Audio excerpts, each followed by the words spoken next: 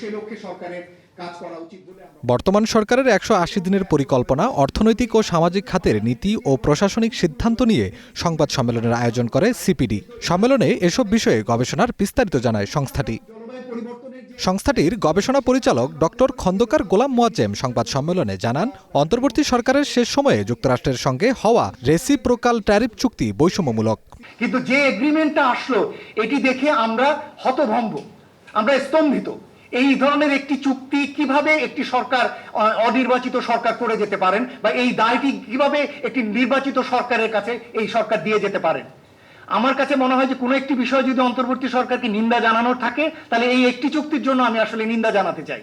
পাকিস্তান, আফগানিস্তান ও মধ্যপ্রাচ্যের যুদ্ধ পরিস্থিতির প্রেক্ষাপটে জ্বালানি খাতের অস্থিরতার আশঙ্কাও তুলে ধরেন তিনি। ইরানকে আক্রমণ করা মানে হচ্ছে আপনার যেন হরমুজ প্রণালী ব্যবহার করাটি তখন কষ্টকর হয়ে যায়।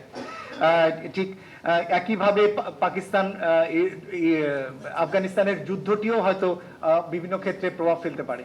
তো সেক্ষেত্রে সাপ্লাই চেইনগুলো ইন্টারাপ্টেড হলে অভ্যন্তরীণ বা বৈশ্বিক বাজারে তার এক ধরনের মূল্যজনিত প্রতিক্রিয়া থাকে, সেটি আপনাদেরকে বলা যায়। কিন্তু মনে রাখবেন যে এই মুহূর্তে আমাদের ভোক্তারা যে মূল্যে পেট্রোলিয়াম পাচ্ছে তার থেকে অনেক কম মূল্যে তারা বিশ্ববাজার থেকে আমদানি করছে। বরঞ্চ বলতে পারেন যে এই মুহূর্তে বিপিসি অনেক মুনাফায় আছে। সংবাদ সম্মেলনে কেন্দ্রীয় ব্যাংকের গভর্নর নিয়োগ নিয়েও প্রশ্ন তোলেন ডক্টর মোয়াজ্জেম। বাংলাদেশে গভর্নর মহোদয় নিয়োগ করার ক্ষেত্রে কোনো নির্দিষ্ট কোনো নিয়ম নেই, কোনো সিলেকশন ক্রাইটেরিয়া নেই।